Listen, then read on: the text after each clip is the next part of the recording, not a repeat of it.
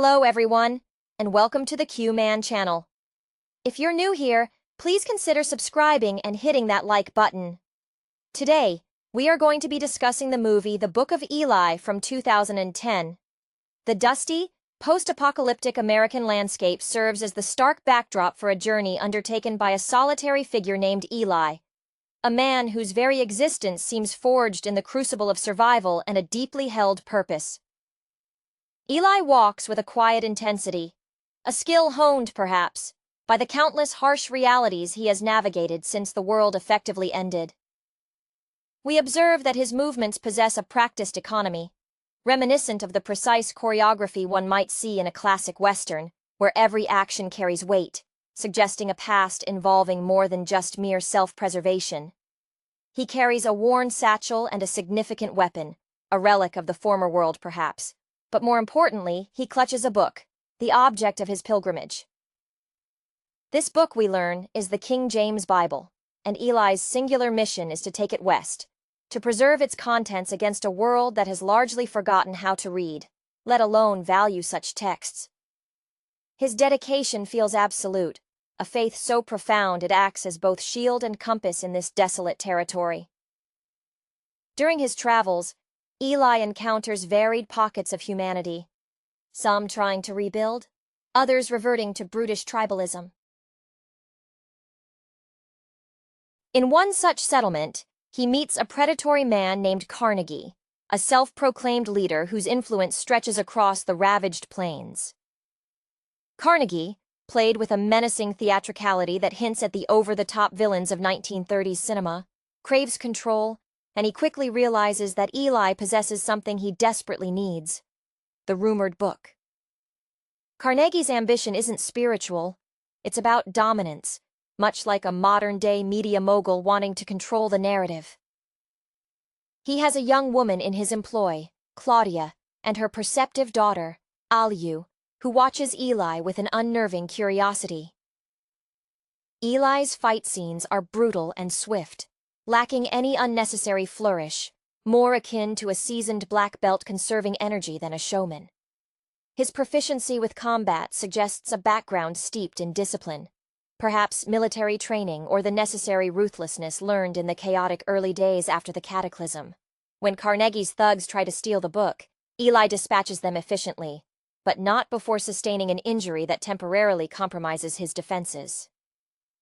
During his recovery in Carnegie's town, a bond begins to form between Eli and Aliu, the young girl who is fascinated by the world beyond their dusty confines. She represents the potential for renewal that Eli is fighting to protect. Aliu, mirroring the wide-eyed wonder often found in the protégés of silent film heroes, clings to Eli's stories. Eli eventually leaves, accompanied unexpectedly by Aliu, who slips away to follow him, sensing his essential goodness. Their journey becomes a study in contrasts, the stoic veteran and the hopeful youth. They travel through abandoned infrastructure, the skeletal remains of highways and cities serving as monuments to a forgotten age of plenty. Their path leads them toward the Pacific, and eventually they encounter Clara, a woman who has managed to maintain a small, self-sufficient existence, possibly drawing inspiration from the resourceful homesteaders depicted in early 20th century American dramas. It is here, in the relative quiet of Clara's home, that the true nature of Eli's purpose is laid bare. When they finally reach the coast, and a waiting group of individuals who seem to be curators of the old world, the climax arrives. Eli hands over the book. It is revealed that Eli has been blind for many years. He has been reading the Bible through memory, the tactile experience of the pages grounding him more than sight ever could. His entire journey was guided not by vision, but by deep internalized conviction, a faith that manifested as an unbreakable internal map. The keepers of the new archive, led by an older gentleman, begin the meticulous process of digitally preserving the sacred text. Eli, having completed his mission, seems to finally allow himself peace. He sits overlooking the ocean, the vastness perhaps echoing the emptiness he carried within him. He then passes away, his body simply giving out once the immense burden of his purpose is lifted. The camera focuses on the book, now digitized, safe, an enduring artifact against the silent ruins, the legacy of a blind man who saw further than anyone else. The very dust that coated Eli's worn leather coat seemed to cling to his very soul, a constant reminder of the scorched earth he traversed. His eyes, though milky and unfocused, held a terrifying clarity of purpose, a gaze that seemed to pierce through the superficial reality of the wasteland and into the core of what mattered. This blindness, a secret held close even from the inquisitive Aliu, added a layer of heroic tragedy to his quest, positioning him less as a typical action hero and more as a martyr moving toward his inevitable completion. One could see echoes of classic cinematic figures here, those noble sufferers who carry an impossible burden, like the stoic leads in bleak narratives who persevere against overwhelming odds through sheer force of will. Carnegie, conversely, embodied the petty tyrant, a man whose hunger for control mirrored the avarice sometimes depicted in early gangster films, albeit transposed onto a post-societal stage. His command over his small fiefdom wasn't based on respect or wisdom, but on the fear instilled by his armed enforcers and his relentless desire to own the single most powerful commodity left, the codified language of the past. His desperation to possess the Bible stemmed from a cynical understanding that whoever controlled the narrative controlled the future populace, a commentary perhaps on the power of information, even when the masses can no longer interpret it. Aliu, the young girl, served as the audience surrogate, the vessel through which the audience could measure Eli's extraordinary nature. Her initial apprehension slowly melted into awe, a natural transition for a child starved of genuine guidance. She didn't just follow Eli because he was strong. She followed him because he represented order and morality in a world defined by chaos. Her insistence on tagging along, much like the tenacious sidekicks who always managed to keep pace with their heroes in old adventure serials, demonstrated her inherent understanding that Eli's path was the right one, regardless of the danger. The journey itself was an unrelenting meditation on loss. When Eli moved through the ruins of a former town, his senses, heightened by necessity, registered details an able-bodied man might miss. The silence, broken only by the crunch of his boots, spoke volumes about the lives abruptly ended there. The fight scene where he defends himself against Carnegie's initial raid showcased a fighting style honed not in a dojo, but in the desperate necessity of survival. His movements were economical, reminiscent of the efficiency celebrated in martial arts cinema, where every block and strike serves a direct, immediate end. No wasted motion, no vanity. Clara, the woman they meet by the coast, represented another facet of resilience. She wasn't fighting a grand war. She was simply maintaining a sustainable existence, a quiet victory of domestic persistence over environmental collapse. She offered Eli and Aliu a brief respite, a moment of normal human interaction that underscored what they were fighting to save, not just the words on the page, but the potential for normalcy and community. The final reveal regarding Eli's blindness was devastating precisely because it redefined every preceding scene. It elevated his mission from an act of profound faith to an act of staggering, sustained physical and mental endurance. He hadn't just been carrying a book, he had been carrying the entire weight of its contents within his mind, relying on the muscle memory of scripture and the ingrained trust of his own conviction. His death, after handing over the text to the archivists, who themselves seemed like dedicated scholars plucked from an academic film, was not a defeat, but a successful completion, the ultimate release from a self-imposed sacred duty. The final image of the digitized book symbolizes the triumph of the idea over the physical vessel, leaving the viewer with the quiet understanding that the true preservation lay not in the leather binding, but in the unwavering spirit of the man who walked across the dead continent to secure it. The weight carried by Eli was not solely the physical heft of the leather-bound volume tucked securely under his arm. It was the intangible gravity of preserving history, of maintaining a fragile line between absolute barbarism and the possibility of intellectual rebirth. His gait, though steady, carried an inherent stiffness, betraying years of minor injuries never properly healed, the unspoken toll of constant vigilance. When he spoke, his voice was a low rasp, rarely raised, suggesting he understood the value of sound in a world where noise attracted predators. This economy of expression mirrored the disciplined approach of figures like Gary Cooper in his starkest roles, men who communicated volumes with a nod or a slow turn of the head. Carnegie's residence, a slightly better preserved building amidst the decay, was lit by harsh, jury-rigged lamps, casting long, unsettling shadows that played across his face, emphasizing his avarice. He was a man obsessed with possession, a contemporary interpretation of the greedy land baron archetype. Only his desired land was the human mind. His interactions with Eli were a tense dance. Carnegie used psychological probes, attempting to find the cracks in Eli's iron facade, much like an interrogator in a World War II thriller trying to break an uncooperative prisoner. He employed flattery followed by veiled threats, a repertoire perfected in the vacuum of lawlessness. Aliu's devotion to Eli grew in the quiet moments, the shared meager meals, and the whispered fragments of scripture Eli shared, carefully edited for her understanding. Her young face, initially guarded, would soften when listening to Eli describe things she'd never seen. Oceans, skyscrapers, libraries teeming with unburnt paper. She absorbed his routines, mimicking his silent attention to his surroundings. A small shadow already learning the art of necessary discretion. This relationship echoed the mentor-student dynamic seen in classic coming-of-age dramas, where the teacher imparts not just knowledge, but a moral framework essential for surviving corrupt times. The violence Eli unleashed was always functional, devoid of rage. It was the action of a finely tuned machine responding to a threat.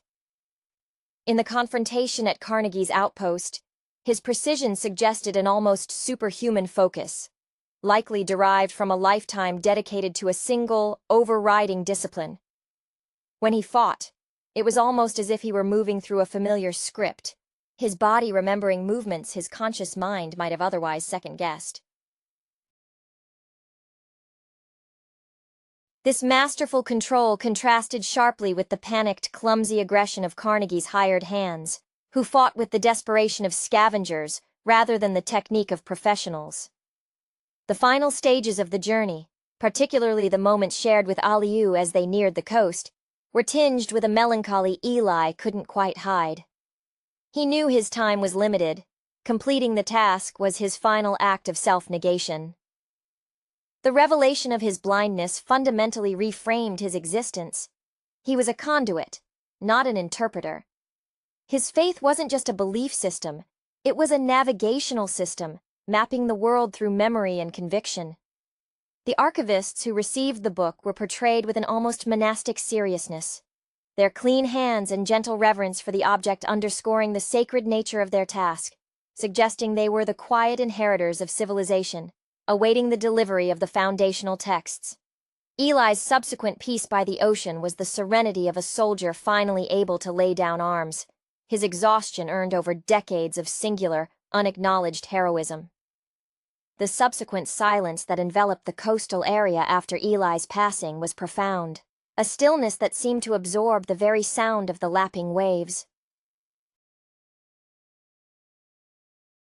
The archivists, figures seemingly plucked from a documentary about monastic preservation efforts, treated the recovered Bible not as an object of mere historical interest, but as a newly rediscovered religious artifact.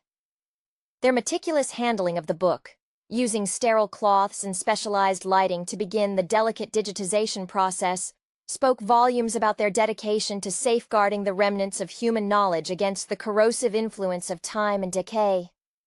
They represented the quiet, bureaucratic backbone of Reconstruction, those who deal in data and continuity rather than direct physical conflict.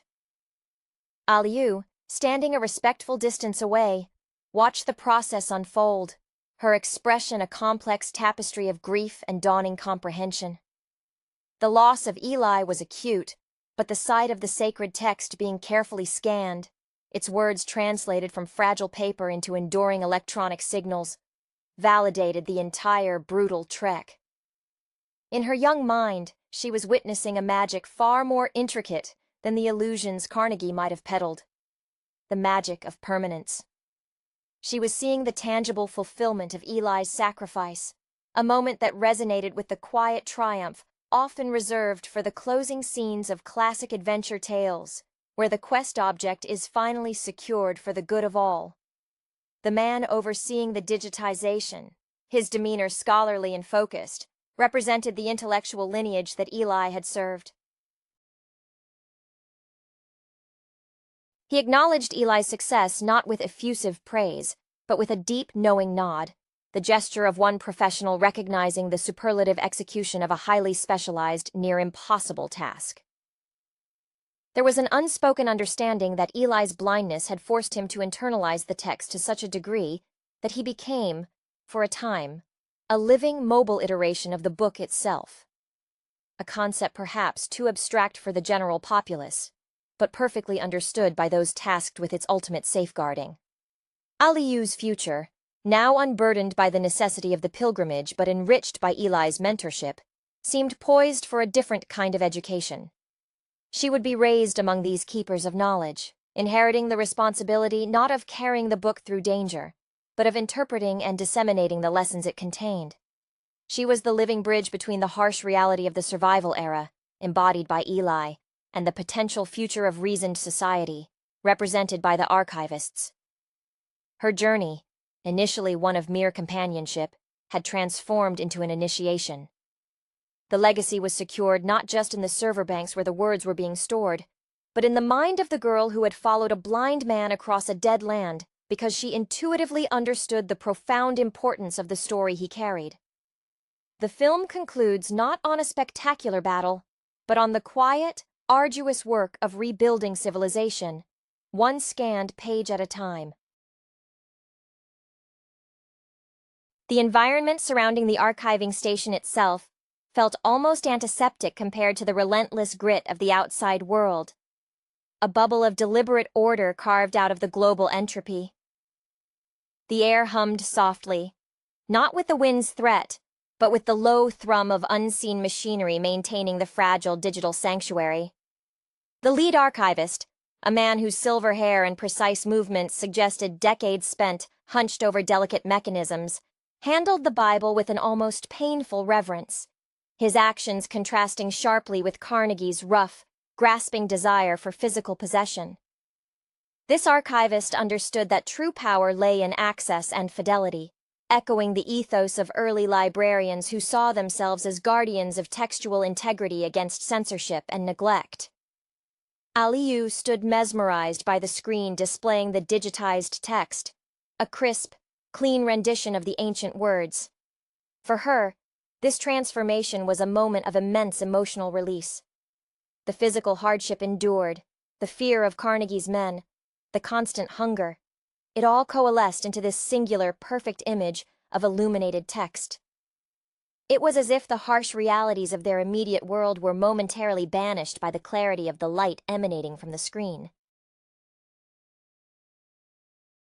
Her eyes, so recently mirroring Eli's clouded gaze in shared hardship, now shone with the fierce, unadulterated curiosity of a scholar on the verge of discovery, a direct heir to the age of enlightenment that Eli had died to preserve a fragment of. The final interaction between Aliu and the head archivist was minimal, but loaded. The scholar didn't lecture. Instead, he pointed subtly to a passage on the screen, perhaps a verse on perseverance or hope, and then looked directly at Aliu. This acknowledgement served as her formal commissioning. She was not merely a survivor.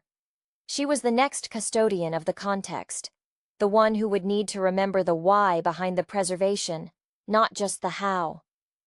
This echoed the passing of the torch in historical epics where the experienced warrior bequeaths not just their weapon, but their philosophy to the chosen successor. The camera lingers, perhaps, on a small, scuffed leather boot resting near where Eli's body was respectfully removed. a testament to the miles walked by a man who could not see the path ahead but trusted the map etched in his memory. His life, defined by an impossible, singular mission undertaken in total darkness, served as a profound critique of the sighted, self-serving world that preceded the collapse. Eli was the ultimate embodiment of utilitarian sacrifice, his earthly existence concluding precisely when its utility had been fully realized. The film closes on the promise implicit in the sustained hum of the servers, suggesting that while the physical man perished, the enduring idea, the core narrative he defended, was now embedded in the fabric of the nascent future, safe from the dust and the predators. The quiet completion of the task left an almost palpable void where Eli's intense presence had once been. The archivists, accustomed to the sterile isolation of their work, were nevertheless subtly altered by the raw, uncompromising force of Eli's conviction. They moved with a newfound, almost nervous deference around the space where the physical Bible had rested, as if the very molecules in the air retained the residue of his singular focus. Their pale indoor complex felt suddenly vulnerable, a fragile glass house holding the seeds of the future, contrasting with the hardened exterior Eli had maintained for so long. Aliu, now integrated into this scholarly environment, began her own quiet study, no longer mimicking Eli's vigilance, but absorbing the structure he had fought for. She traced the digital outlines of the letters on the screen, finding a strange comfort in their immutability. Her connection to Eli manifested in her deep, almost intuitive understanding of context. While the archivists understood the technical preservation, Aliu carried the emotional weight of the journey. She understood the cost of every scanned character. It was the difference between possessing the sheet music and having truly felt the melody in a storm. The residual threat of Carnegie, though geographically distant, lingered as a conceptual counterpoint.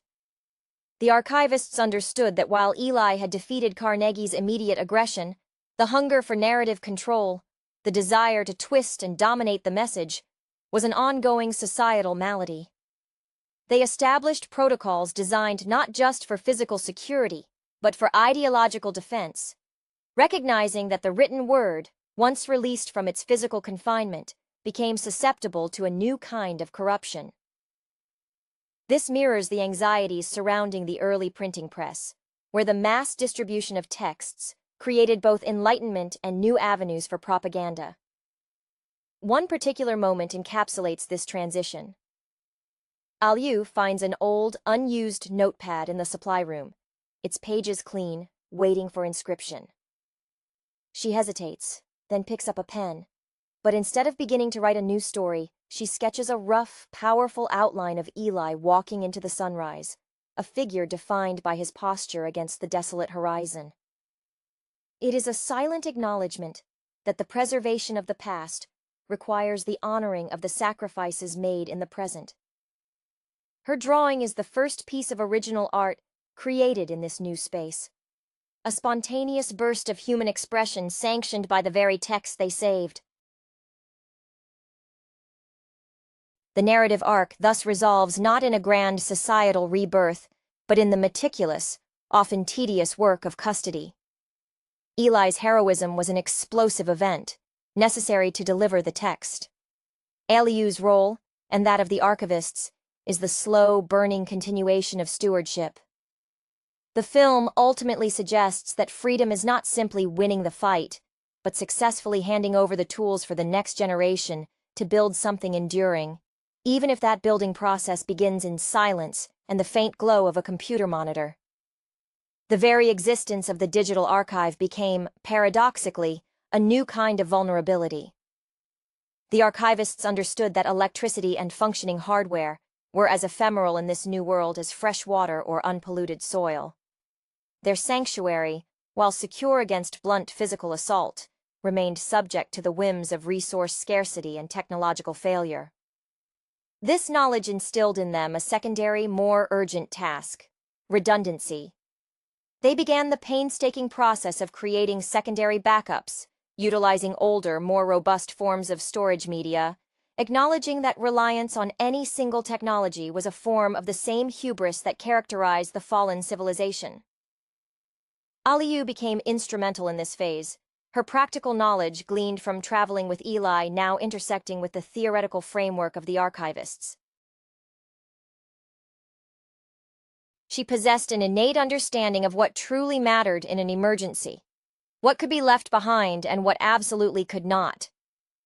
She helped establish a system that prioritized the Bible's content, not just in digital form, but perhaps through memorization drills among the younger staff, a faint echo of the living library Eli had personified. She subtly steered the discussions toward practical application, reminding the scholars that the book's value lay not just in its words, but in its capacity to inspire functional morality when systems inevitably break down. The memory of Carnegie never truly faded. He represented the ever-present shadow of regression.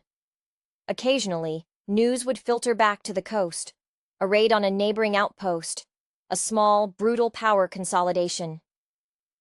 These reports served as a constant justification for the archivists' secrecy and seclusion. They were not just preserving history. They were protecting a detonator, a philosophical weapon that, if seized by the wrong hands, could either ignite senseless violence or, conversely, offer a path toward order they were not yet ready to wield. In a moment of profound quietude, Aliyu found herself staring at the digital scan of the book's opening page. She recognized Eli's handwriting in the faint imperfections of the image, the slight smudge where his thumb had rested, the minuscule tear that had been carefully photographed before repair. It was not the perfect, sterile text of the archive, but the artifact imbued with his journey. This tangible connection grounded her, preventing her from becoming entirely lost in the abstract world of data. She understood then that Eli hadn't just delivered a document. He had delivered a testament sealed by his own living sacrifice, a physical proof of faith that no digital copy could entirely replicate. Her gaze lifted from the screen to the vast, seemingly endless ocean, and for the first time, the future looked less like a burden of preservation and more like an open, if challenging, frontier for stewardship. The archivists, keenly aware of the inherent fragility of their digital preservation, began to look beyond mere data redundancy. They understood that information without context rapidly devolves into myth or weaponry. Their focus shifted toward creating ancillary materials, simple, illustrated primers derived from the Bible's moral narratives, stripped of complex theology but retaining core tenets of cooperation and ethical conduct.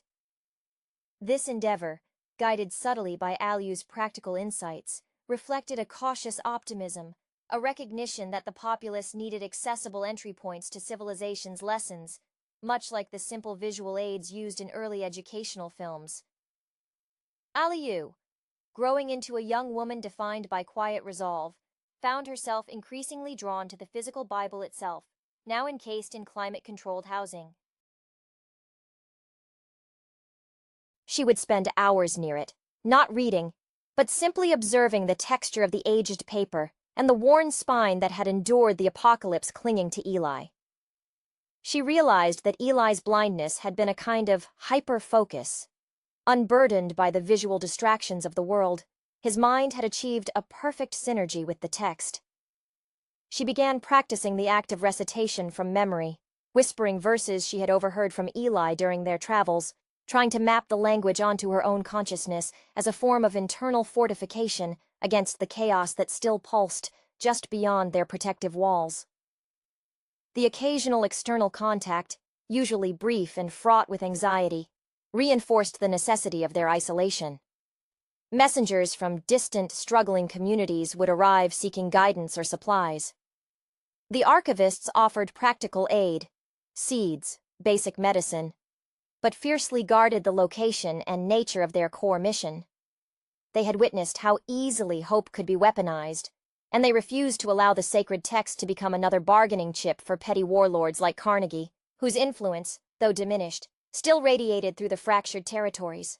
They operated under the principle that true aid was empowerment through knowledge, but that knowledge had to be earned or invited, not seized. The passing seasons marked Aliu's maturation. She was no longer the frightened girl who followed a stranger. She was the designated interface between the past's artifact and the future's potential. In one evening exchange, the lead archivist confessed his deepest fear: that the digital data, being so clean and easy to manipulate, lacked the visceral truth embedded in Eli's scarred hands and spent body. Aliu's response was simple, echoing the stark realism Eli had taught her. The words are the map, but the journey is the proof. We must remember the journey. This statement seemed to settle a deep-seated anxiety within the scholarly community, validating the violent means by which the end, the preservation, had been achieved. The story, they realized, was not just in the scripture, but in the silent, determined footsteps of the blind man who carried it. The commitment to redundancy extended beyond mere material backups. It fostered a culture of shared internalization.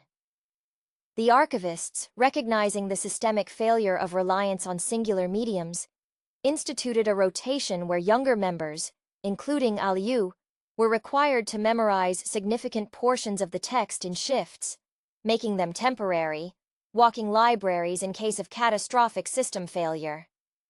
This conscious effort to create human redundancy felt like a direct, albeit belated homage to Eli, whose body had served as the sole functioning hard drive for so long. The process was slow, demanding immense concentration, yet it instilled a unique discipline, one that married the methodical nature of academic study with the survivalist tenacity Eli embodied. Aliu found that memorizing scripture was structurally similar to remembering the terrain on their journey, a sequence of landmarks and turns that, when strung together, formed a coherent path. She would often close her eyes while reciting, momentarily inhabiting the perceptual world Eli navigated, finding a strange kinship in the deliberate construction of internal reality. Her sketches of Eli evolved. They became more detailed, capturing the precise angle of his jaw when he listened, or the way he held his rifle, small observations that held more historical weight for her than any digitized image of a skyscraper. She understood that Eli's greatest power was his self-mastery, his ability to impose his will upon a world actively trying to extinguish him. The rare, heavily filtered reports concerning Carnegie confirmed that his sphere of influence remained petty, localized, and ultimately unsustainable. His empire, built on fear and the control of dwindling resources, lacked the foundational structure that Eli's mission had aimed to provide. Carnegie sought to control people through scarcity. The archivists aimed to free minds through knowledge, a far slower, less immediately gratifying, but ultimately more corrosive force against tyranny. The confrontation between these two ideologies, brute acquisition versus intellectual preservation, was the true, unspoken battle of the film. One day, while reviewing early energy consumption logs, Aliu discovered a small, hidden compartment in the case that had once held Eli's satchel. Inside, there was nothing grand, just a single smooth river stone, unremarkable except for the fact that it had been polished entirely smooth by Eli's repeated handling. It was a tactile counterpoint to the Bible, a piece of the physical world he had touched and carried that was not scripture. Holding it, Aliu felt the full measure of his loneliness, the need for simple, grounding reality alongside the burden of divine text. She placed the stone on the desk next to the screen, displaying the first digitized page of Genesis. The juxtaposition, the rough, ancient stone against the immaculate pixels, perfectly encapsulated the story. The arduous physical journey made necessary to safeguard the ethereal promise of the Word. The legacy was thus secured in both the intangible data and the tangible memory of the arduous crossing. The river stone, resting beside the glowing screen, became Aliu's personal totem, a silent reminder that profound spiritual missions often rely on the most mundane, tangible supports.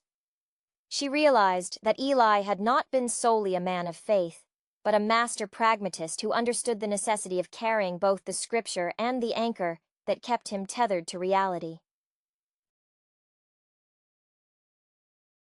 This duality, the heavenly mission executed through earthly endurance, was the central lesson she absorbed. The archivists, initially focused on the abstract security of the data, began to appreciate this need for physical grounding, spurred by Aliu's quiet insistence on maintaining small, tangible connections to the past, like tending a small, enclosed garden within their sterile facility. The community surrounding the archives slowly began to grow, not through mass influx, but through careful, vetted addition of skilled individuals, engineers, agriculturalists, and those with proven capacities for cooperation. Each new arrival was subtly observed, their respect for the shared legacy tested not by interrogation, but by the expectation of contribution. The ethos had subtly shifted from pure preservation to responsible stewardship, acknowledging that knowledge hoarded quickly becomes irrelevant. The influence of Eli's silent journey permeated these decisions. He had gone west to deliver the book, implying a destination and a receiving party capable of utilizing it for the common good, not simply burying it deeper. Aliu often revisited the few fragments of video footage the archivists had managed to recover from pre-collapse data caches, grainy images of busy cities, people interacting without apparent need for immediate self-defense. She compared these bustling, vibrant scenes with the dusty, silent ruins Eli had navigated. The contrast underscored the enormity of what was lost, and the sheer, irrational determination required to reclaim even a single narrative thread from the wreckage. She saw in those old films the superficiality of the sighted world, too busy looking outward to see the foundational structures crumbling beneath their feet, a mistake Eli, in his blindness, never made. Her own voice, once tentative, gained a clear, resonant quality as she began to lead some of the basic educational sessions for the new initiates. She didn't preach doctrine, she narrated experience. She would describe the smell of the scorched earth, the tension before a fight, the precise feeling of the sun setting over a landscape devoid of electric light. She used Eli's story, the blind man achieving the impossible task, as the foundational parable for their new collective. It wasn't about the book's divinity that moved them.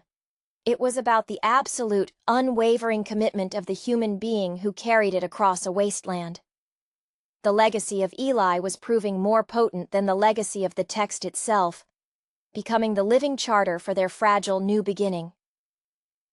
The internal lessons Aliu carried began to manifest in external changes within the compound.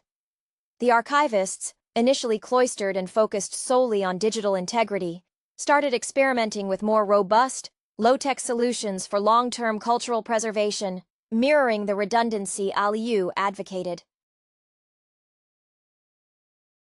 They began commissioning hand-copied volumes on durable vellum, painstakingly recreating the physical presence of the Bible, not as a replacement for the digital copy, but as a testament to the enduring power of the tangible artifact, a direct nod to Eli's own tactile connection to the book. These scribes worked in shifts, their concentration reflecting the same deep focus Eli once employed, transforming the act of copying into a meditative practice.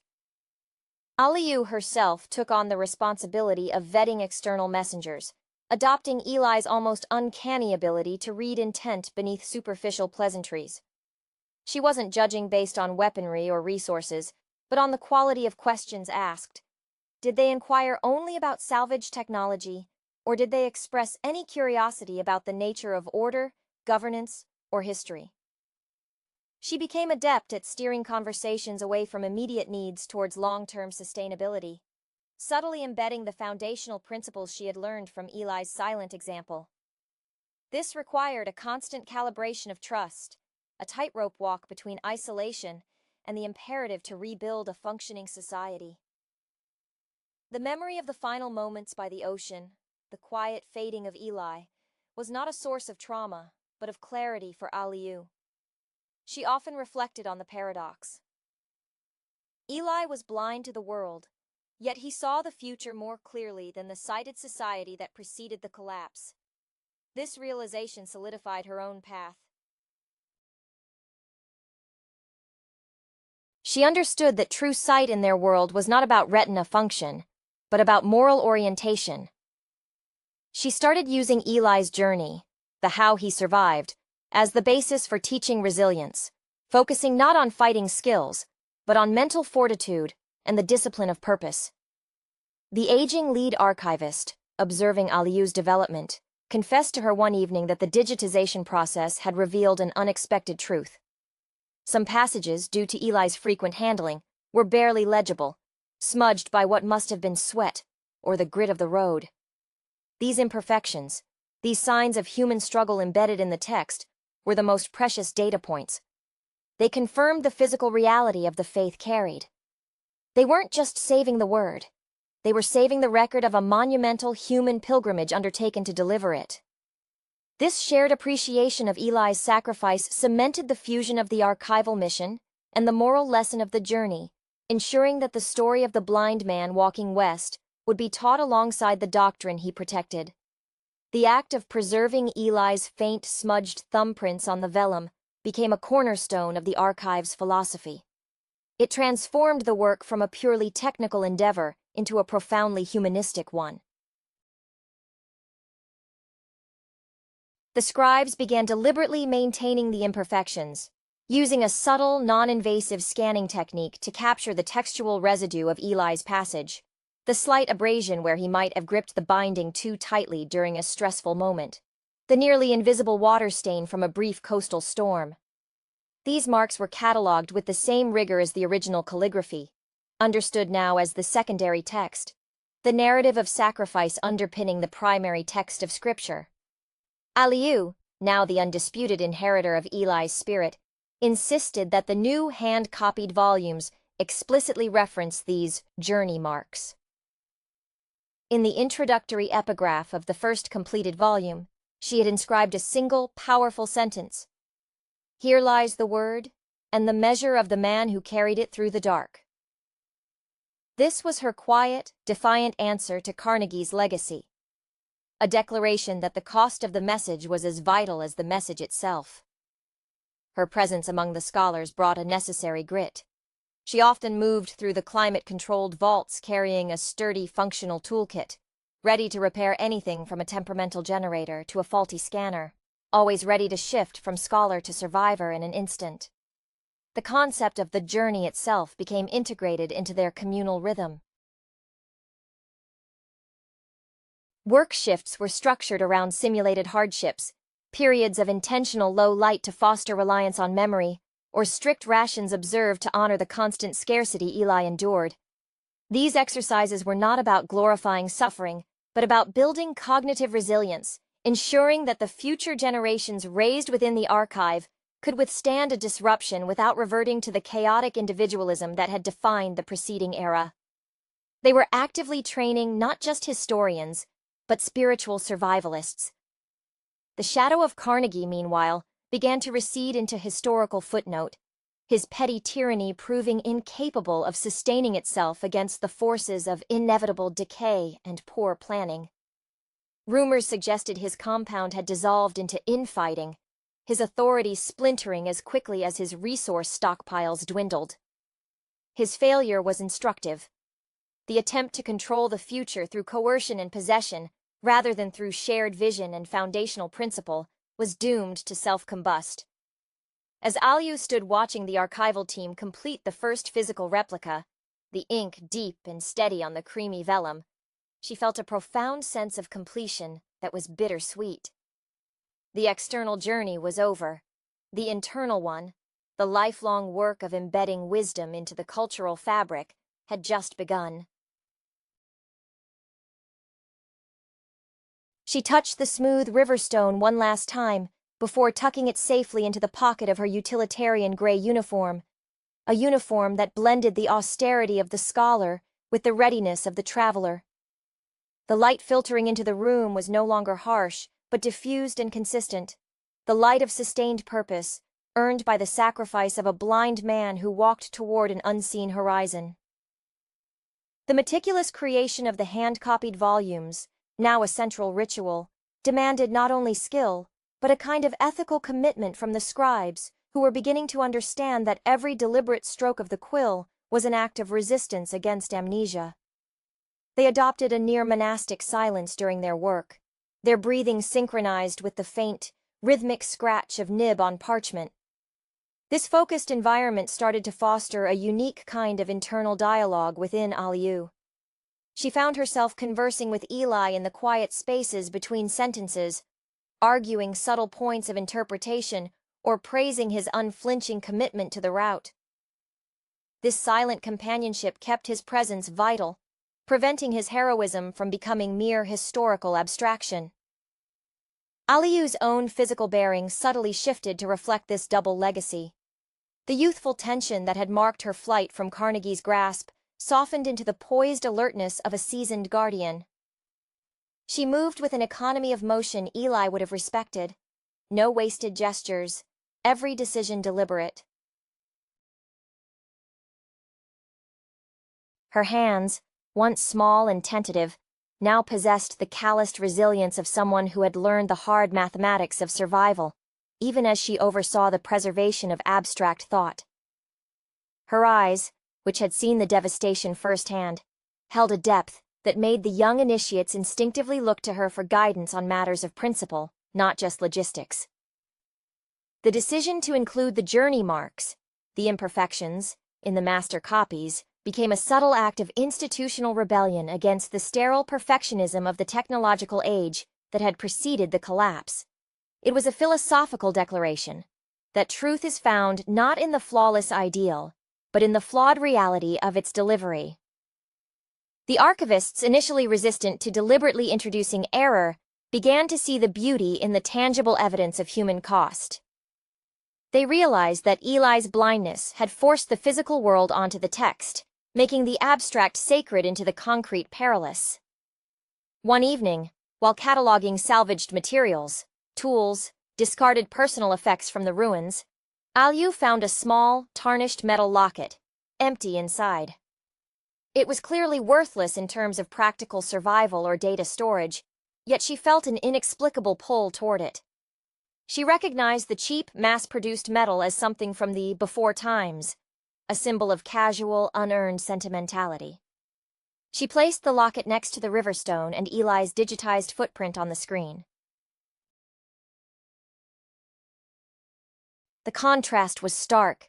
The fleeting, sentimental object, the grounding permanence of the stone, the immortal, digitized word, and the faint human stain left by the man who linked them all. It was a complete inventory of sacrifice, the memory of connection, the reality of the path, the promise of the text, and the messenger who bridged the impossible gap. The final image of the story settles not on triumphant construction, but on Aliyu, silently observing these four symbols, understanding that rebuilding civilization begins with honoring the integrity of its transmission. The cinematic landscape of 2010 offered audiences The Book of Eli, a post-apocalyptic narrative steeped in dusty nihilism and surprising spiritual undercurrents. This film, directed by Albert and Alan Hughes, presents a world scoured clean by some unnamed cataclysm, leaving behind a landscape dominated by scavenging survivors and the tyranny of localized warlords. At the center of this desolate tableau walks Eli, played with weary gravitas by Denzel Washington. Washington, already an established titan of cinema known for his commanding screen presence. Think of the moral intensity he brought to Training Day, or the focused heroism in Man on Fire, is perfectly cast here. He embodies the quintessential lone traveler, a man driven by a singular, perhaps even obsessive purpose. The film's aesthetic is deliberately bleached, evoking the visual palette of classic westerns filtered through the grim lens of Mad Max. Every frame seems to weep dust, emphasizing the fragility of civilization and the brutal reality of survival, where water and ammunition are the only true currencies. Eli is not merely surviving, He is transporting something of immense value, a relic he guards with lethal proficiency. His fighting style, fluid yet brutally pragmatic, speaks to years spent honing his skills against overwhelming odds. It's an evolution from the more grounded action roles Washington often takes, leaning into a more stylized, almost mythic depiction of the warrior. Central to the narrative tension is Eli's cargo, a tattered copy of the Bible. In this broken world, literacy and recorded history are luxuries long forgotten, and knowledge itself has become a weapon. Eli views this book not just as a religious text, but as the foundation upon which a future society might be rebuilt, a philosophy perhaps informed by the historical impact of foundational texts across various civilizations. His determination to reach the West Coast, specifically to a known sanctuary, drives the plot forward, but it is the internal conflict surrounding his stewardship of the book that provides the deeper resonance. Opposing him is the film's primary antagonist, the smug and overtly tyrannical character of Carnegie, portrayed by Gary Oldman. Oldman, an actor whose chameleon-like ability allows him to transition seamlessly between flamboyant villains and nuanced leads, excels at portraying Carnegie's desperate hunger for control. Carnegie understands that controlling the flow of information, particularly the scarce resource of literacy, grants him dominion over the desperate masses huddled in his town. His pursuit of Eli's book is not necessarily born of faith, but of geopolitical ambition within his small fiefdom, mirroring historical figures who weaponized scripture for political gain. The interplay between Washington and Oldman provides the film's dramatic backbone. Their scenes crackle with the tension between true, selfless purpose, Eli, and corrupt, self-serving desire, Carnegie. Furthermore, the introduction of a young woman, Solara, played by Mila Kunis, serves as the audience surrogate and the necessary catalyst for Eli's journey to conclude. Kunis, moving beyond her earlier comedic roles, adopts a stoic resilience, learning survival skills at Eli's side. She represents the next generation, those who have only known the ruins, and her education under Eli suggests a passing of the torch, a future potentially built on the foundations Eli protects. The film's final act pivots around a significant revelation concerning Eli's past and the nature of his mission. This twist, while debatable in its execution among critics, aims to elevate the story from a simple action-adventure into a parable. It suggests that Eli was not just a believer, but an active agent in ensuring the survival of the Word, perhaps even losing his sight in service to the preservation of the text.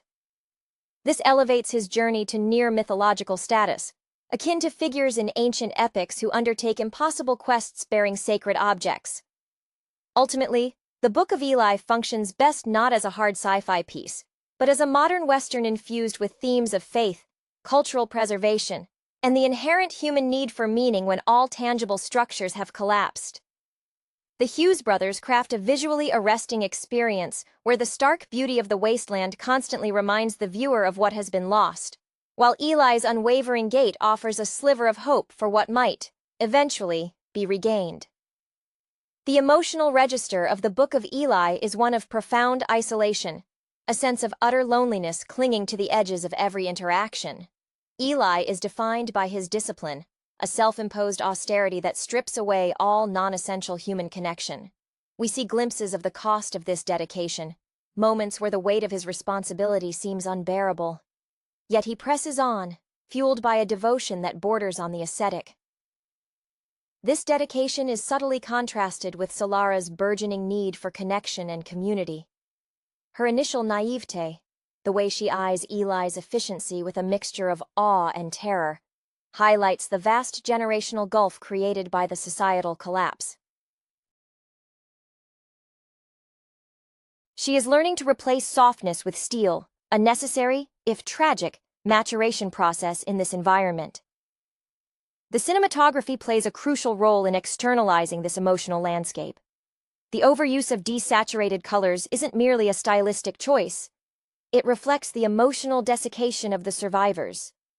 Sunlight, when it pierces through the haze, feels harsh and judgmental rather than warm.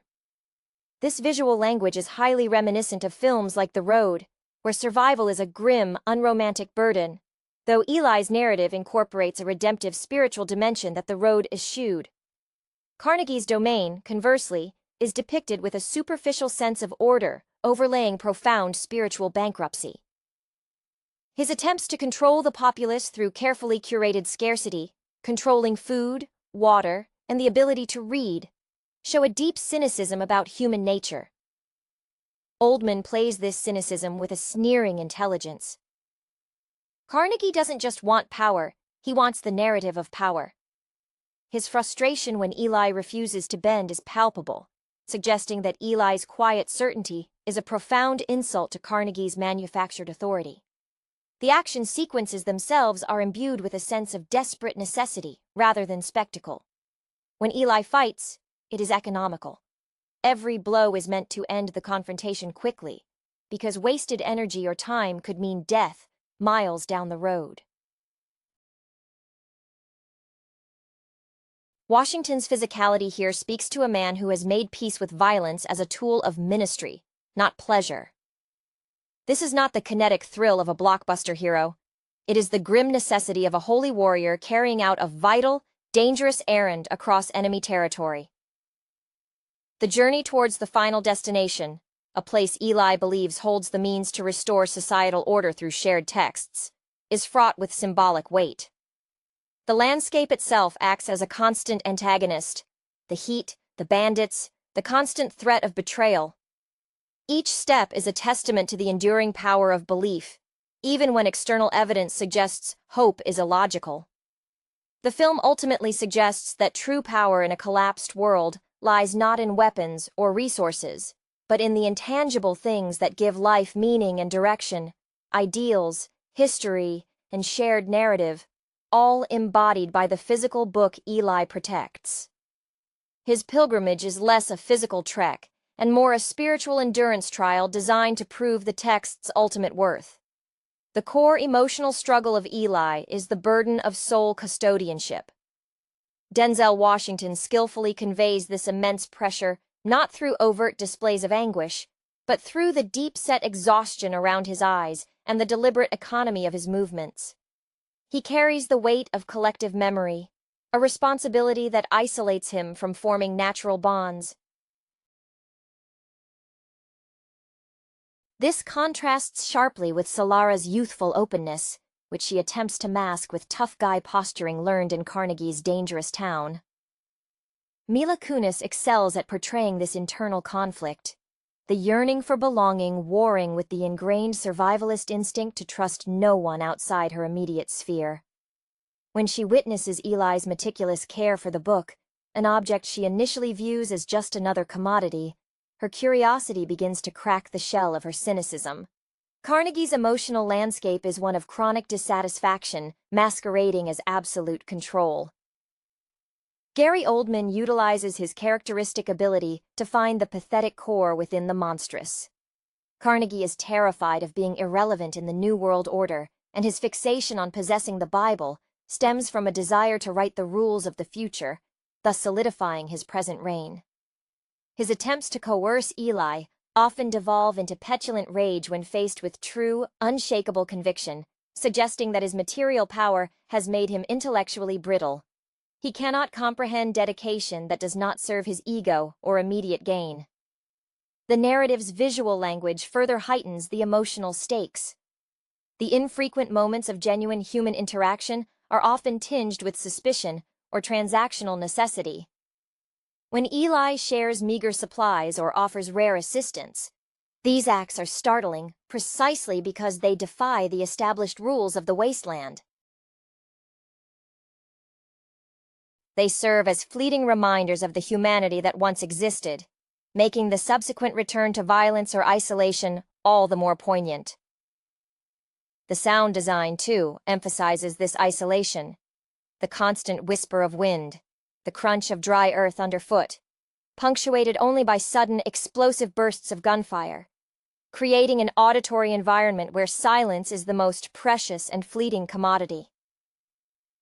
The philosophical implication woven through Eli's actions touches upon the cyclical nature of faith and civilization.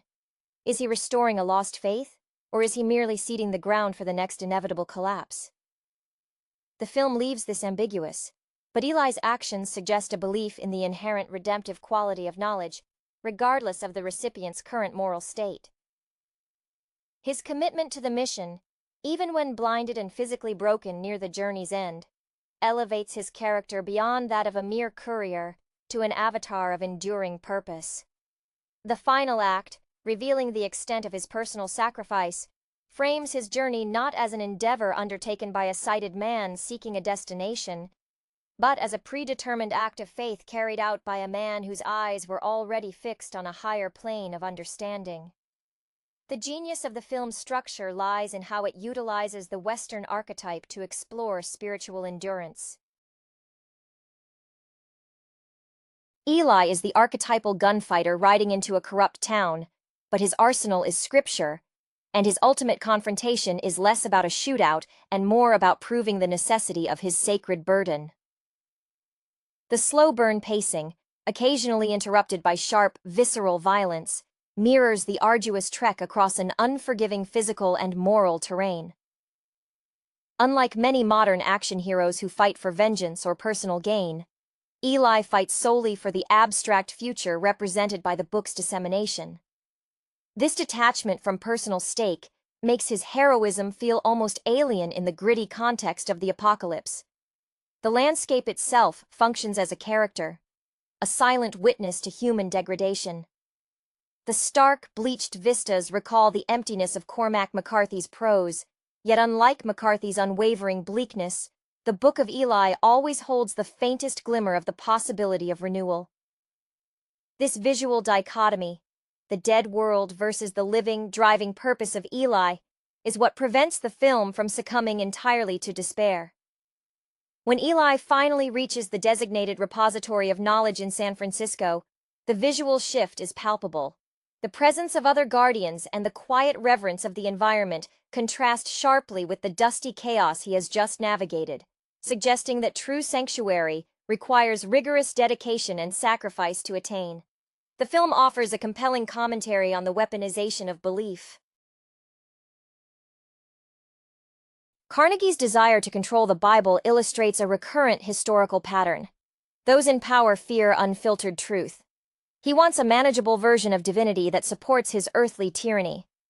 Eli, conversely, embodies the principle that true faith, or true historical understanding, must be accessible, even if that accessibility proves dangerous to the established order.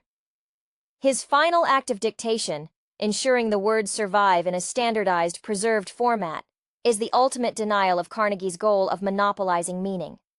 It is an act of communal investment over individual hoarding, suggesting that the rebuilding of society must begin with shared, verifiable truth rather than manufactured myth. The culmination of Eli's arduous journey brings a necessary emotional release, though not one of triumphant joy, but of profound, quiet fulfillment achieved through absolute depletion. The reveal that he was guided by faith, having completed his task perhaps even before the narrative began, his blindness signifying a spiritual clarity that superseded physical sight, imbues his entire odyssey with retroactive meaning. Washington's performance in these final moments relies heavily on subtle physical language. The controlled slump of his shoulders, the gentle, almost liturgical handling of the pages as he dictates the text, speaks volumes more than any shouted declaration ever could. He ceases to be merely Denzel Washington playing a role, and becomes, for a moment, the very embodiment of tenacious purpose.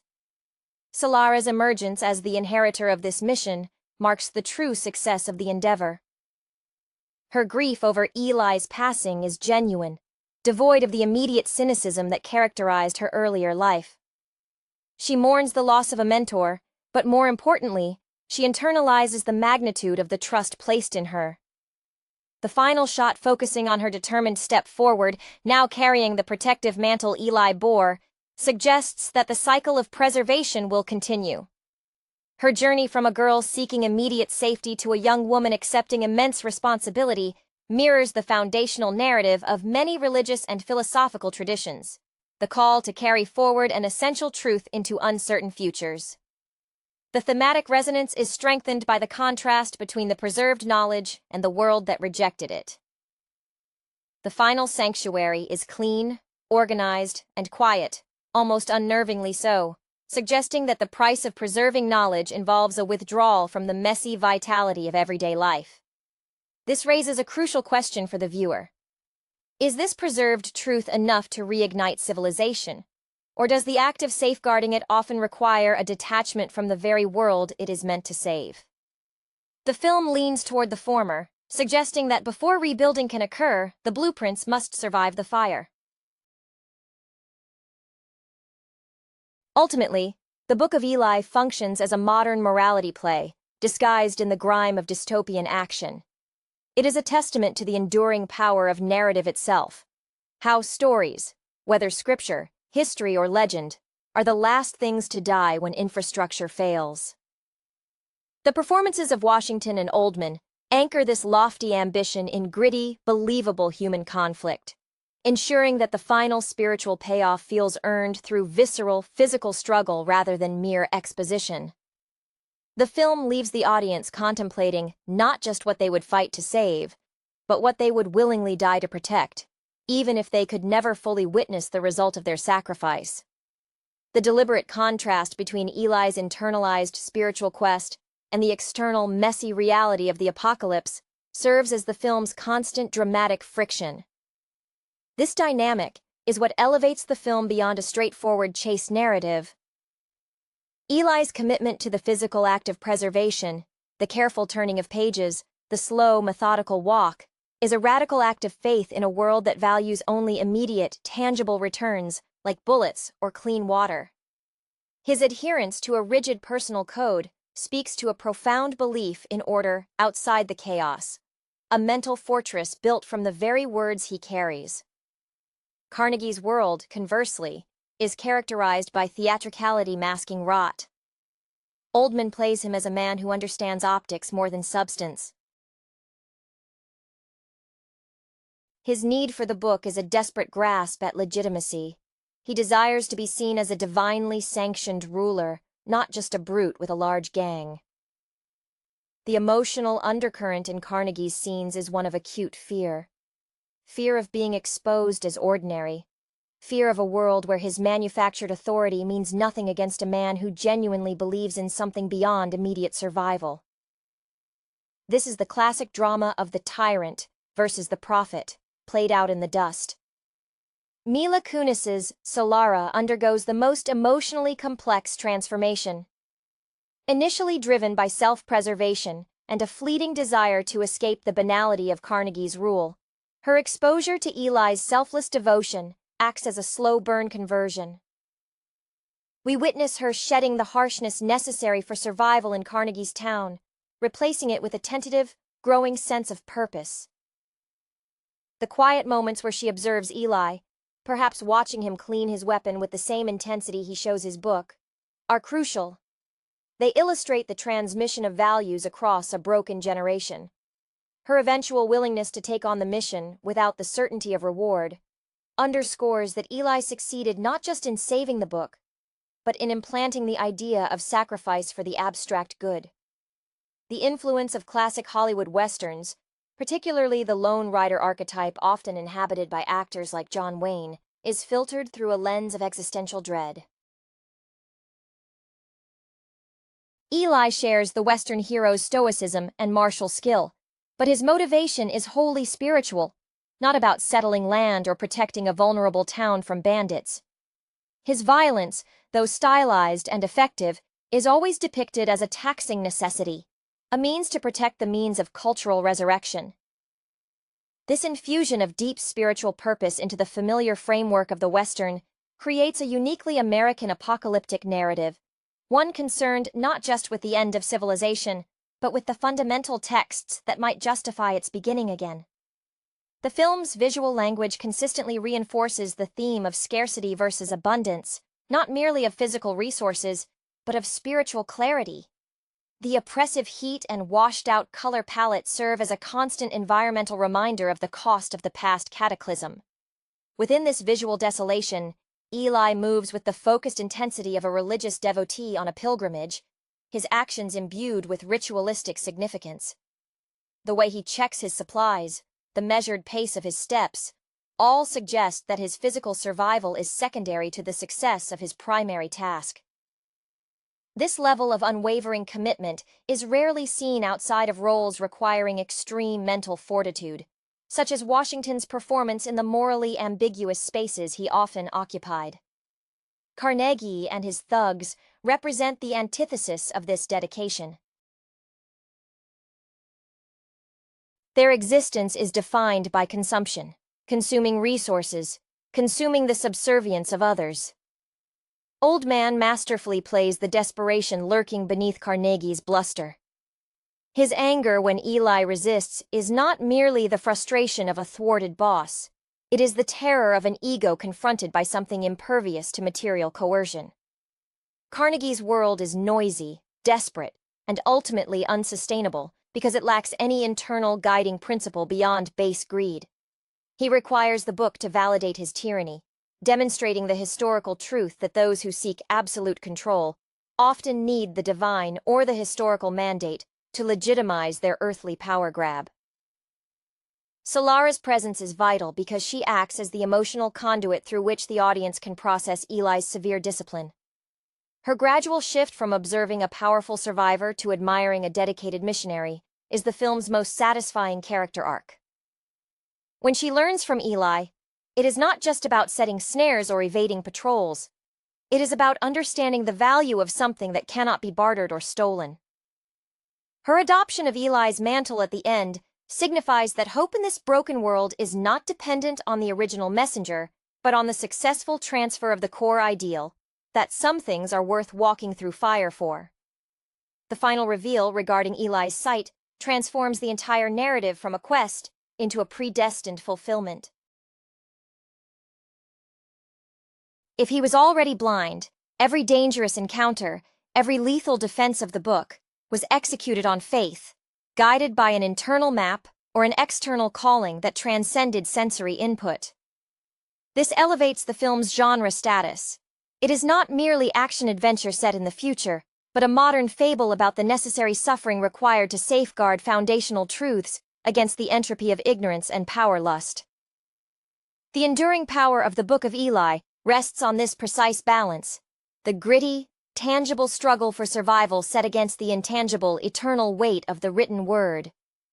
The aftermath of Eli's final sacrifice leaves a vacuum filled momentarily by Solara's nascent leadership, a quiet testament to the effectiveness of his mentorship.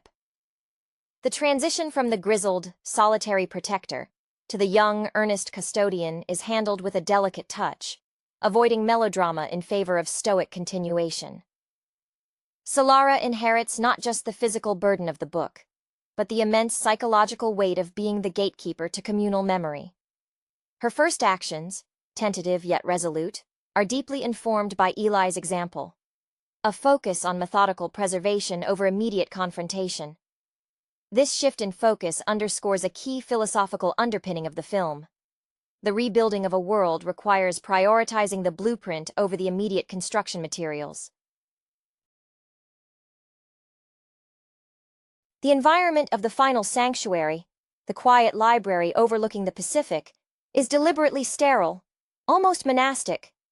This setting serves as a powerful visual metaphor for the necessary insulation required to safeguard vital knowledge from the corrosive influence of ongoing societal collapse. The archivists who greet Solara are echoes of Eli, older men and women who have dedicated their lives to protection, emphasizing that the safeguarding of civilization is a task requiring generational commitment, not just the heroism of a single man.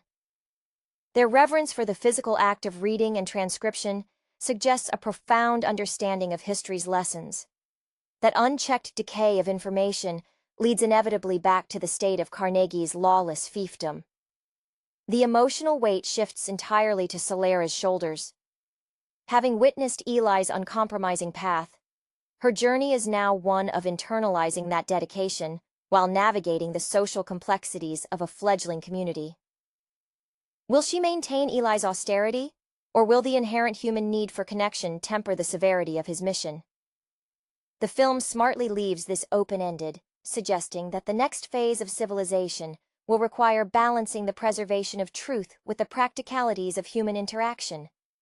A complexity Eli, by necessity of his singular focus, was largely shielded from. Furthermore, the decision to have Eli dictate the King James Bible, specifically that version, is not accidental. It speaks to the film's commentary on cultural foundations. In a world wiped clean, the choice of which text to resurrect carries immense political and spiritual weight.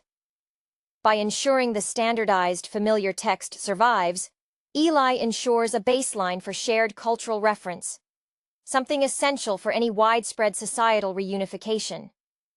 The final, silent dignity afforded to his body, laid to rest overlooking the vast ocean, the ultimate endpoint of his long trek, provides a fitting close to an epic journey undertaken by a man who saw nothing but knew everything important. His legacy is not in battles won, but in the words successfully passed on. The finality of Eli's passing signals a necessary, albeit melancholic, turning point, where the mythic figure must dissolve back into the narrative of human endeavor. His physical absence compels Solara to actively embody the ideals he represented, moving her from disciple to active custodian of the future. This transition is subtle.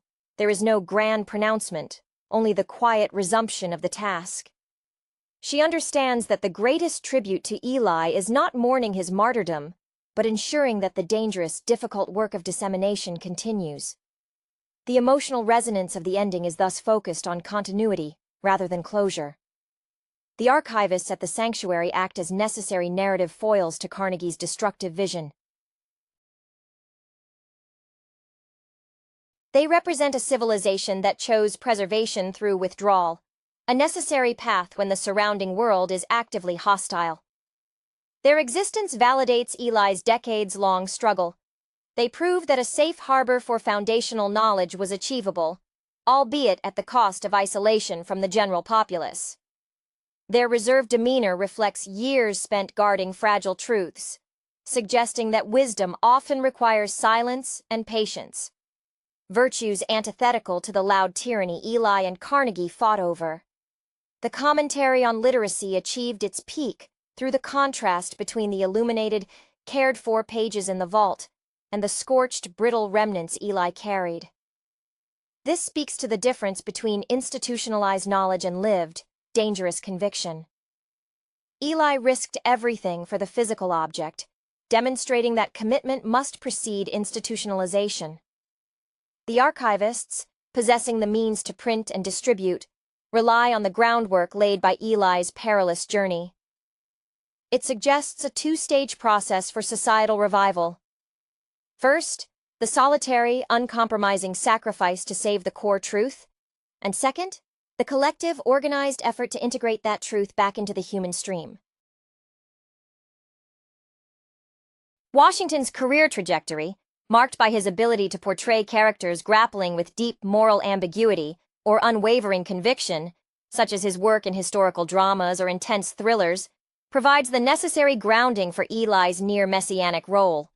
He grounds the spiritual quest in palpable physical pain and fatigue, ensuring that the audience experiences the journey's difficulty alongside the protagonist's faith. In the end, the Book of Eli succeeds because it frames the ultimate human need not as food or shelter, but as meaning, embodied by a man willing to walk across a dead world to ensure that the next generation has the words to begin building a world worth living in. The concept of seeing versus knowing is perhaps the most profound emotional and thematic undercurrent established by the film's final reveal. Eli's blindness, once discovered, reframes every interaction, every calculated move, as an act of pure, almost supernatural knowing. Denzel Washington's preceding performance, which emphasized hypervigilance and sharp reaction times, suddenly reads as an extraordinary feat of internalized mapping and intuition. a testament to the power of conviction overriding sensory limitations. The emotional depth derived from this is the tragic irony that Eli was never truly seeking to see the promised land with his eyes. He was only fulfilling the mandate to carry the means of vision for others. His quiet acceptance of his impending death, once the book is safe, is the ultimate release from a self-imposed penance. For Solara, the emotional payoff is the painful realization that true mentorship often necessitates the mentor's departure. Her initial attachment to Eli was rooted in survival, and perhaps a surrogate father figure dynamic in a world devoid of stable relationships. However, her final commitment to the mission, to carry the idea of the book forward, demonstrates a maturation beyond mere emotional dependence. When she walks west, she is no longer seeking refuge. She is actively seeking purpose, a transition that grounds the film's spiritual themes in relatable human ambition. This echoes the arcs of many great literary travelers who, upon encountering a sage, find their true quest is the integration of that sage's lessons into their own lives. Carnegie's defeat is not just a physical loss of power. It is the final, shattering defeat of his narrative control. When the true Bible is taken and he is left with only a forgery, his entire premise crumbles. Gary Oldman's performance beautifully captures the pathetic unraveling of a man whose identity was entirely predicated on controlling scarce resources, including sacred knowledge. His inability to comprehend a sacrifice made without promise of material reward highlights the moral chasm separating the nihilistic power broker from the selfless believer. Carnegie desired ownership of the text. Eli understood that true power lay in stewardship and dissemination, a lesson he inadvertently taught Solara.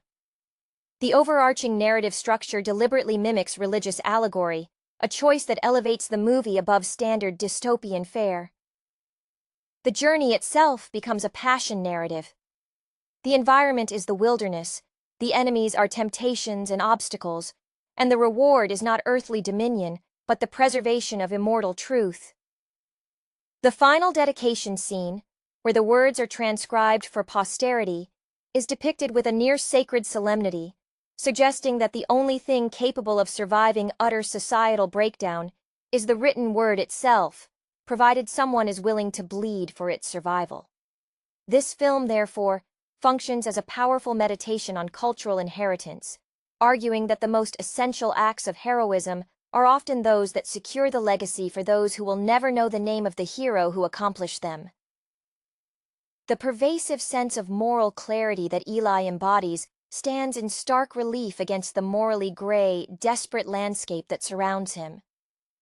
This clarity is precisely what makes him such a potent, almost unsettling figure in the eyes of the survivors. He is a man operating on an absolute, non-negotiable moral imperative, which in a world where every choice is shaded by compromise, appears both alien and profoundly dangerous to those who thrive on opportunism, like Carnegie. The texture of Eli's existence is one of constant asceticism. Every action is pruned of excess, reflecting a spiritual economy where only the essential task matters. This contrasts vividly with the frenetic, overcompensating energy of Carnegie's camp, which is loud and cluttered because its foundation, fear, is inherently unstable. Denzel Washington's masterful control of his physicality speaks volumes about the internal discipline required for such a mission. When he fights, there is no visible enjoyment or swagger. It is the cold, necessary application of force required to complete the next leg of the journey.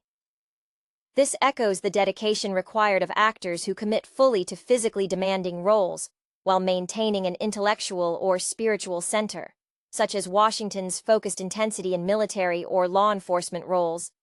But here, the stakes are metaphysical rather than temporal. He is protecting the very grammar of civilization. Solara's education under Eli is fascinating because it is less about technical skills and more about adopting a higher standard of existence. She learns the brutality necessary for survival, certainly, but her evolution is marked by her growing understanding of why Eli chooses to live by an unwavering code despite the apparent futility.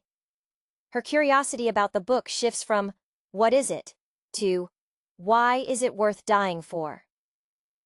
This is the critical philosophical leap the film encourages the audience to make. Her final acceptance of the mantle is significant because she is not blind. She sees the world clearly, yet chooses the path of faith and duty illuminated by Eli's example. The narrative's dedication to the Western genre tropes, the isolated hero, the corrupt settlement, the long ride to a promised destination, serves as a familiar scaffolding upon which to hang these immense spiritual ideas. By cloaking the story in familiar cinematic language, the Hughes brothers allow the audience to engage with the more abstract themes of faith and cultural preservation without the narrative feeling overly didactic or purely theological. The dust, the wide-open spaces, and the sudden eruptions of violence are all recognizable signifiers, yet they are repurposed to serve a story about the endurance of the word, not the endurance of the body. The film ultimately argues that the true frontier is not geographical, but intellectual and spiritual, requiring vigilance long after the dust settles. The deliberate and almost silent communication between Eli and the landscape itself elevates his physical trek into a form of environmental liturgy. The constant, abrasive elements, the relentless sun bleaching the very possibility of color from the world, the grinding wind carrying dust that seems determined to infiltrate every seam of his worn clothing, are not mere obstacles, they are conditions of his penance. Eli navigates this desolation not by conquering it, but by enduring it, moving through it as a necessary, self-imposed trial. His silence is often more eloquent than dialogue, suggesting that in the aftermath of catastrophic failure, unnecessary speech is a frivolity that wastes precious energy needed for commitment. Carnegie's response to this spiritual fortitude is one of simmering resentment married to intellectual arrogance. Gary Oldman imbues the antagonist with a quality of theatrical desperation.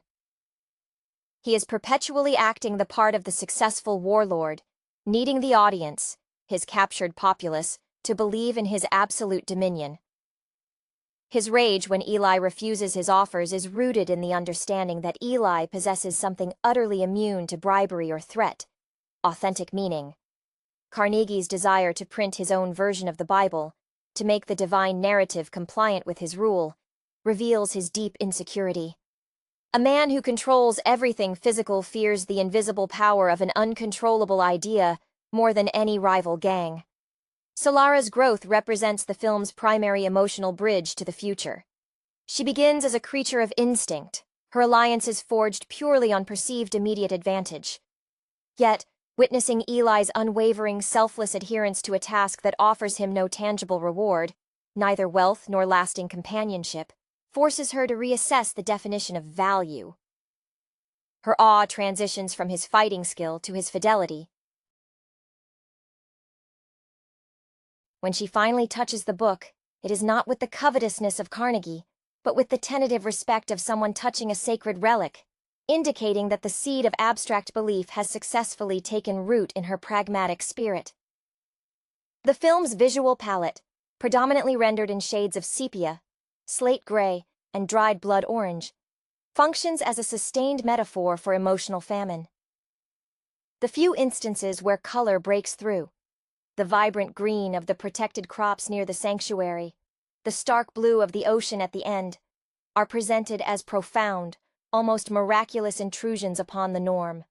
These moments are visual affirmations of Eli's success. Life, color, and beauty are only possible once the foundational text of shared memory has been secured. The narrative subtly asserts that chaos is inherently colorless and spiritually impoverished, while renewal requires the reintroduction of structured, intentional narrative. The sanctuary, when finally reached, presents a visual and emotional antithesis to the chaotic journey, yet it is not entirely free of tension. The cool, controlled atmosphere of the archive, the smell of preserved paper replacing the pervasive scent of ash and decay, offers palpable relief, but this relief is tempered by the archivist leader's wary scrutiny. This elder guardian, whose face is lined with the discipline of decades spent guarding knowledge, views Eli not as a conquering hero, but as a potentially volatile carrier of contamination. His measured welcome emphasizes that Eli has brought the story of chaos into the haven of order. This protective suspicion underscores a crucial point. Even in preservation, vigilance against the outside world must be absolute, echoing the survivalist instinct Solara is just beginning to shed. Eli's final act of dictation is fraught with physical agony, magnifying the inherent drama of the content. As he speaks the words, Washington conveys a sense of profound physical dissolution, his voice raspy, the effort of each syllable a monumental tax on his fading energy. This is not a triumphant sermon. It is the exhausting labor of anchoring reality before lapsing into oblivion. The archivist's meticulous recording process, the dipping of the quill, the silence broken only by the scratch of the nib, is the embodiment of the film's central thesis, the transition of volatile, lived experience into stable, reproducible history. Eli's sacrifice gains its spiritual force from the fact that the recipient of the knowledge, the archivist, is forced to witness the complete human cost of its delivery. Solara's reaction to Eli's immediate, unceremonious death following his dictation reveals her true absorption of his ethos. There is no Hollywood spectacle of grief. Instead, there is a moment of stunned stillness, followed by a practical, almost respectful assessment of the task remaining. She touches Eli's hand, perhaps feeling the last vestiges of his warmth, before turning her attention to the archived pages and the path forward. This practical mourning suggests that the highest form of respect for a martyr is not emotional outpouring, but the diligent continuation of their purpose. She understands implicitly that the story continues, and she is now a character within it, rather than just an observer. The lingering philosophical question revolves around the true nature of the faith Eli upheld. Was it solely religious adherence, or was it faith in the inherent structure of civilization? The belief that codified language and shared history provide the only sustainable defense against regression into animalistic survivalism. The film strongly suggests the latter. Eli was not just delivering a holy book, he was delivering the foundation of law, philosophy, and narrative coherence. Carnegie failed because he sought to weaponize meaning for temporary political gain. Eli succeeded because he treated meaning as a selfless, regenerative resource intended for the collective whole, even if that collective was, at the time, only represented by one young woman and a handful of silent guardians. The enduring silence of the archive, once Eli's task is complete, functions as a profound meditation on the nature of sacrifice and legacy. It is the silence of a foundation laid, a necessary pause before the clamor of rebuilding can even be contemplated. The archivist, having witnessed the transfer of the sacred burden, steps back from the immediate drama, allowing Solara to occupy the space between the dying world and the nascent future. Her quiet acceptance of the library's protocols, the measured movements, the respect for the brittle edges of the pages, is the final proof that Eli's example was not merely a temporary burst of righteous fury, but a sustainable blueprint for moral action. She has internalized the necessity of being slow, careful, and deliberate in a world that was violently fast and careless. This deliberate pacing in the sanctuary serves as a critique of the immediate gratification that fueled the preceding apocalypse. The environment forces contemplation, demanding that the newly arrived custodian wrestle not with bandits, but with the abstract weight of history.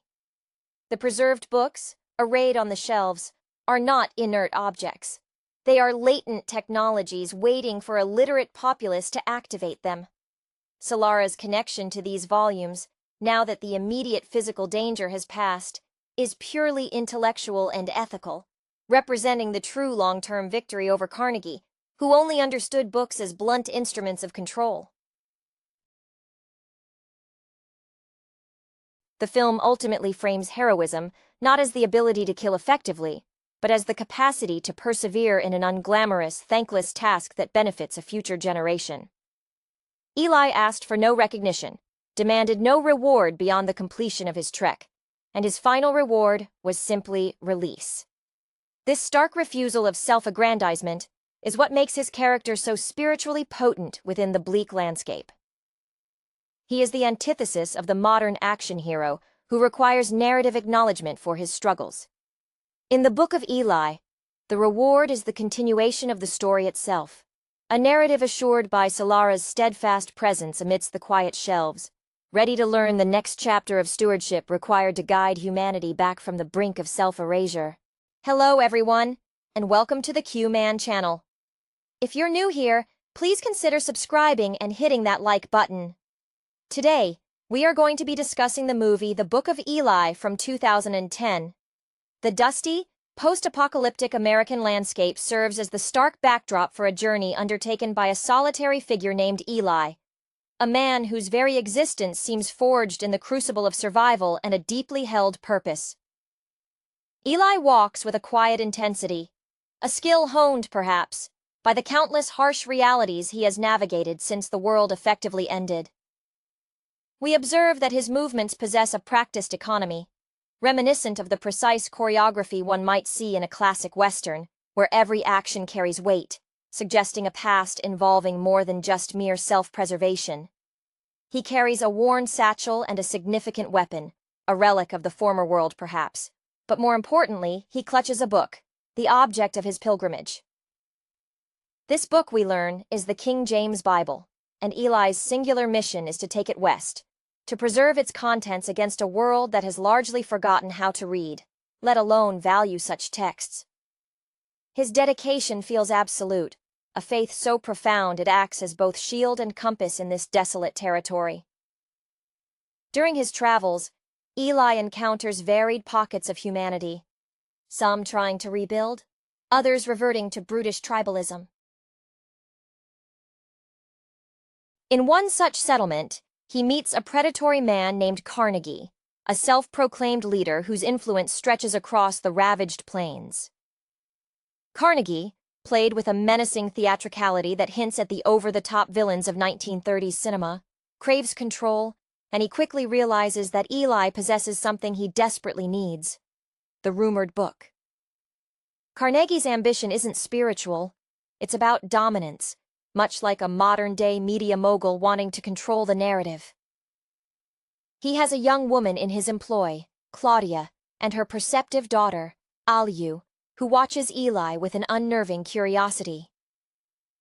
Eli's fight scenes are brutal and swift, lacking any unnecessary flourish, more akin to a seasoned black belt conserving energy than a showman. His proficiency with combat suggests a background steeped in discipline, perhaps military training or the necessary ruthlessness learned in the chaotic early days after the cataclysm. When Carnegie's thugs try to steal the book, Eli dispatches them efficiently, but not before sustaining an injury that temporarily compromises his defenses.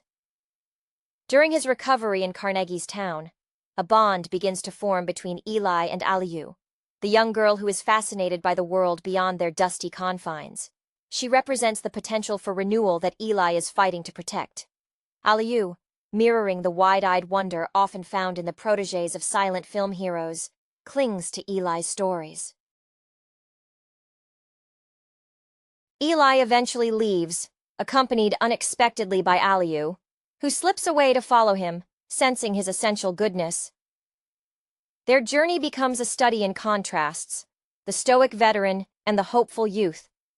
They travel through abandoned infrastructure, the skeletal remains of highways and cities serving as monuments to a forgotten age of plenty. Their path leads them toward the Pacific, and eventually they encounter Clara, a woman who has managed to maintain a small, self-sufficient existence, possibly drawing inspiration from the resourceful homesteaders depicted in early 20th century American dramas. It is here, in the relative quiet of Clara's home, that the true nature of Eli's purpose is laid bare. When they finally reach the coast, and a waiting group of individuals who seem to be curators of the old world, the climax arrives. Eli hands over the book, It is revealed